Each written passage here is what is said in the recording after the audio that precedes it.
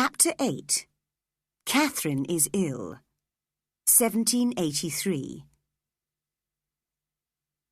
The next time Heathcliff came to Thrushcross Grange, he met Isabella by chance in front of the house. I was watching from the kitchen window as he went up to her and, supposing that no one else could see him, kissed her. "Look, madam," I cried to Catherine, who was passing through the kitchen. "That devil Heathcliff told you he could never love Miss Isabella, and now he's kissing her." So when Heathcliff entered the house, Catherine was ready to scold him. "Leave Isabella alone, Heathcliff," she ordered. "You'll make Edgar angry." "You think I'm afraid of that weak little creature?" he growled. "Anyway, what difference does it make to you? I can kiss her if she likes it. I'm not your husband. You needn't be jealous of me." "I'm not jealous of you," replied Catherine. "If you like Isabella, you can marry her. But do you like her?"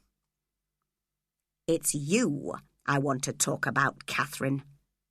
You know you've treated me badly, and I'm going to have my revenge. Thank you for telling me Isabella's secret. I swear I'll make good use of it." At this point, I went to look for my master and told him that Catherine and Heathcliff were quarrelling in the kitchen. "How can my wife call that man a friend?" he cried angrily. "I've been too weak with her. I can't allow him to visit her any more. Call 2 servants, Ellen." He went to the kitchen. I followed him, telling the servants to wait in the hall. "Catherine," said Mr. Edgar to his wife as he entered, "do you think it's right to listen to this wicked man's talk?" "Have you been listening at the door, Edgar?" asked Catherine, coldly. Heathcliff laughed, which made Mr. Edgar even angrier. "You, sir," he said to Heathcliff, "are poisoning our family life. I should never have accepted you as Catherine's friend. I must inform you that you will never be allowed to enter this house again, and that if you don't leave within 3 minutes, you will be thrown out." "Well, well," replied Heathcliff, looking scornfully at Mr. Edgar's small figure. "So, you're going to throw me out yourself, are you?" My master looked towards the door. I realised he wanted to call the servants, as he knew he was not strong enough to fight Heathcliff alone. But Catherine must have guessed his plan. She hurried to the door and locked it. Mr. Edgar looked at her in angry surprise. "You must fight him like a gentleman, without anyone to help you," she told her husband. "That'll teach you to scold me." Mr. Edgar tried to get hold of the key, but she threw it quickly into the hottest part of the fire. He went very pale and could not stop his whole body trembling. "Oh, Edgar," cried his wife, "you've lost the fight already. You aren't a man, you're a mouse." "So that," said Heathcliff, pointing at Mr. Edgar, "is the thing you preferred to me, Catherine. Is he crying, or is he going to die of fear?" He went up to look more closely at Mr. Edgar, who suddenly recovered and hit Heathcliff hard on the neck. While Heathcliff was getting his breath back, Mr. Edgar walked out of the other kitchen door into the garden. "Now you'll never be able to come here again," said Catherine to Heathcliff. "Go away quickly. He'll return with men and guns." Heathcliff was sensible enough to take her advice. He broke down the locked door and escaped, just as the master and his men returned. Catherine, who was overexcited, ordered me to go upstairs with her. I hoped she would not discover that I had told Mr. Edgar about her quarrel with Heathcliff. "I'm wild with anger, Ellen," she said when we reached the sitting room. "All this trouble is because of Isabella. Tell Edgar I'm in danger of becoming seriously ill. I hope it's true. I want to frighten him. He's upset me badly. Why did he listen to us talking in the kitchen? Heathcliff says wicked things, but I know I can control him. Well, if I can't have Heathcliff as my friend, if Edgar is going to be mean and jealous, I'll try to break both their hearts by breaking my own. You must remind Edgar how quick-tempered I am and what Dr. Kenneth said about my health. Edgar must let me do what I want." I did not feel sympathetic towards Catherine, and certainly did not want to frighten my poor master by telling him she was ill. As I was leaving the room, however, he entered. "Catherine," he said, "you must tell me one thing. You must choose between me and Heathcliff. Which do you intend to have?" "Leave me alone!" she cried wildly. "I'm ill! Can't you see? I can't even stand! Edgar, leave me!" She fell, stiff and pale, onto the floor. Mr. Edgar looked very frightened. "Don't worry, sir," I whispered to him. "She told me she would try to make you afraid by pretending to be ill." Unfortunately, she heard me. She jumped up, her hair loose and her eyes staring, and rushed to her bedroom. We heard the key turn in the lock. For the next few days, she refused to speak to anyone, even me. I took her food up to her room, but she would not eat. Mr. Edgar spent his time in the library and did not ask about his wife. He hoped, I suppose, that she would come and ask him to forgive her, but I knew she was too proud to do that. On the third day, she unlocked her door and called me. She ate and drank eagerly, then lay down again. "Oh, why don't I die, since no one cares about me?" she muttered. "Edgar doesn't love me at all. What is he doing all this time, Ellen?" "He's reading books in the library, madam," I answered.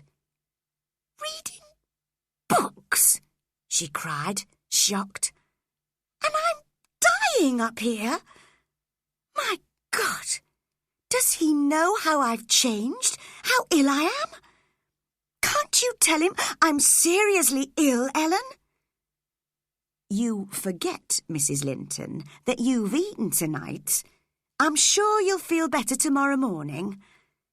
I still wanted to make her realise how selfish she was being, although I was a little worried by her pale, almost ghostly face. "I begin to see that you don't like me, Ellen. How strange. I always thought everybody loved me. Now they are all my enemies. Isabella and Edgar and you. I'll die with cold faces around me.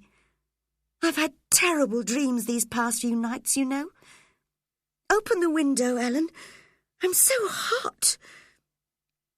I refused, as it was the middle of winter. She was feverish. "Who is that over there?" she asked, staring at her own face in a mirror opposite her bed. I could not make her understand it was herself, and I began to be afraid that her illness was real. Stay with me, Ellen, she cried, holding my hand. I'm frightened of that face. I'm frightened of being alone. I wish I were in my bed at Wuthering Heights, with the wind howling through the trees. Do let me feel a breath of air from the moors. Just one breath. I opened the window for a moment, then closed it. The cold air seemed to calm her. I wish I were a young girl again, wild and free, out on the moors with Heathcliff. Open the window again, wider this time. Why won't you? Because I don't want you to die of cold, I replied. But it's my only chance of life, she cried, jumping out of bed and going to the window. I tried to force her back to bed, but her fever made her surprisingly strong. We looked out together into the icy darkness. There was no moon and no lights were visible anywhere. But Catherine was sure she could see Wuthering Heights. Look, she said, there's my old home, and the churchyard near it. I won't lie there alone, Heathcliff. I won't rest until you're in the grave with me. I was still holding her back from the window and wondering what to do next when Mr. Edgar entered. Please help, sir, I called. Mrs. Linton is ill. Catherine's ill? He gasped. Shut the window, Ellen. Catherine, why? When he saw his wife's face, he was so shocked that he stopped speaking and stared at her in horror. She was almost unconscious and did not recognize him at first. Ah, it's you, is it? Edgar Linton, she said after a few moments. You don't come when you're wanted, and now you come when you're not wanted. But whatever you say, nothing can keep me from my home, my place of rest, out there in the open air with a gravestone at my head. She's feverish, sir, and doesn't know what she's saying, I whispered. If she has food and rest, she'll recover. I want no further advice from you, Ellen Dean, said Mr. Edgar coldly. You knew how ill she was, and you didn't tell me. I ran downstairs and out of the kitchen door to fetch the doctor. I thought I heard the sound of horses in the distance, which seemed strange at 2 o'clock in the morning. And when I found Dr. Kenneth, he told me someone had seen Isabella and Heathcliff meeting secretly in the garden earlier that evening.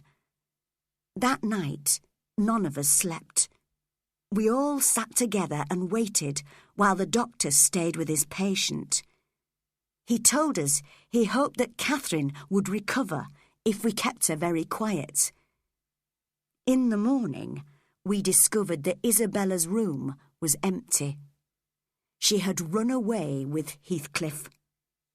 When Mr. Edgar heard the news, he just said, "She chose to go with him. Don't speak to me of her again.